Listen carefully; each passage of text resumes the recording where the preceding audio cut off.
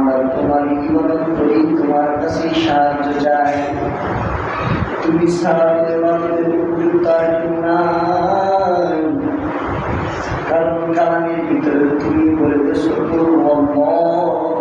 আহাদ, তুমি আল্লাহই তো এক, আল্লাহু সামাদ। তুমি অল্লাহকে একজন মালিক, লাম ইয়ালিদ ওয়া লাম ইউলাদ। তুমি কাউকে জন্ম দাও নাই এবং তোমার থেকে কেউ জন্মগ্রহণ করেন নাই। ওয়ালাম ইয়াকুল লাহু কুফুয়ান আহাদ। তোমার সমকক্ষ আর কেউ নাই, বলেন সুবহানাল্লাহ। ভগবান তুমি ছাড়া কার আমরা সত্যি করবো? আল্লাহ কার গোলামি করবো? তুমি তো একমাত্র আমাদের মালিক। আল্লাহ তোমারই আমরা ইবাদত করি। আল্লাহ ইবাদত করার পরে ভগবান তোমার কাছেই তো সাহায্য চাই। দুনিয়ার আর কোনো মানুষের কাছে আমরা সাহায্য চাই না। কারণ দুনিয়ার মানুষের কাছে যদি একবার আমি সাহায্যের জন্য যাই, একবার যদি তিনি আমাকে সাহায্য দেন, দেওয়ার পরে দ্বিতীয়বার আমার যদি সাহায্যের জন্য যাই, সেটা হয়ে যায়। কিন্তু তুমি এমন একজন মালিক, কারণ তুমি সাহায্যের জন্য বান্দাকে করো।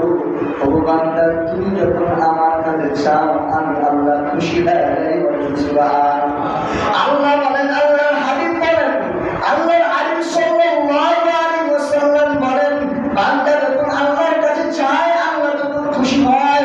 আর বান্দা যখন আল্লাহর কাছে না চায়, ওই বান্দার উপর আল্লাহ নারাজ হয়ে যায়। আর বলে, ও বান্দা, তুই তো বিপদে আছো, আমার কাছে না চাই কেন আমার বান্দার কাছে যাও? আমার বান্দাই তো অভাবী, ওই বান্দা কেমনি তোমাকে সাহায্য করবে? বলেন সুবহানাল্লাহ। ভাই আমার বন্ধুদের একজন ভিক্ষু গেছে দরবারে, বলতেছে, ভাই আমি অভাবের ভিতরে আছি, আমাকে কে সাহায্য করবেন? বলতেছেন, যাও যাও, এলাকায় একজন রাজা আছে, রাজার কাছে যাও, সে তোমাকে সাহায্য করবে। ভাই আমার বন্ধুরা, ওই ভিক্ষুকটা অসময় মানুষ, ওই রাজার দরবারে, ধনী দরবারে যায়। যাওয়ার পরে দেখি ওই ধনী ব্যক্তিটা নামাজে উজু করে, নামাজের যায় নামাজ বিছায়া, নামাজ পড়ার পর দুই হাত ধরে বলে, আল্লাহ তো কিছু নাই, আল্লাহ আমি তো একজন অসহায়, আমি তো অক্ষম, আল্লাহ তুমি আমার সাহায্য করো, আল্লাহ তুমি আমার বিপদ থেকে উদ্ধার করো, আল্লাহ আমি অনেক অভাবের মধ্যে আছি।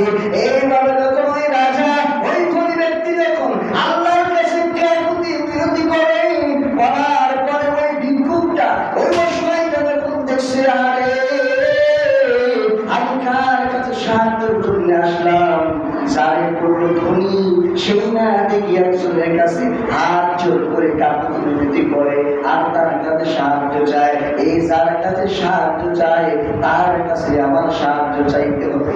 এই আমার বন্ধুরা, ওই রাজা যখন আসার পর বলছে, কি চাও? না না না, আপনার কাছে আমি কিছু চাই না, যার কাছে চাইলে পাবো, আমি এখন থেকে তার কাছে চাইবো, আপনার কাছে আর কিছু চাই না। বলেন সুবহানাল্লাহ।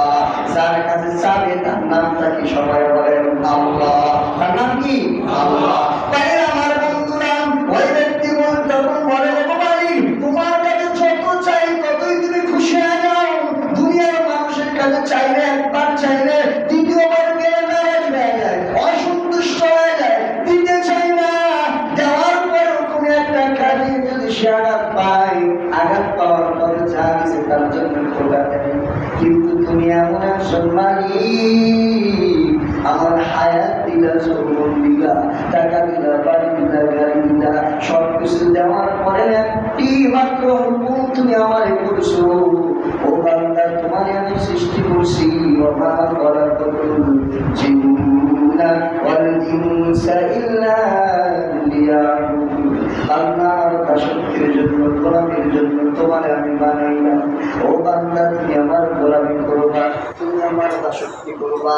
আমার সারা বাংলা অন্য কারো গোলামি তুমি কইরো না, অন্য কারো পায়ে তুমি সেজদায় পইরা যাও না, দুনিয়ার কোনো মানুষের কাছে ও বান্দা তুমি যতই চাও ওই অনুযায়ী কিন্তু পাইবা না। ও বান্দা, আমি আল্লাহর কাছে চাও, তুমি যা চাইবা আখিরাতের জন্য চাইবা, তুমি চাইতে দেরি হবে, আমি আমি আল্লাহ তোমারে দিতে দেরি হবে না। বলেন সুবহানাল্লাহ।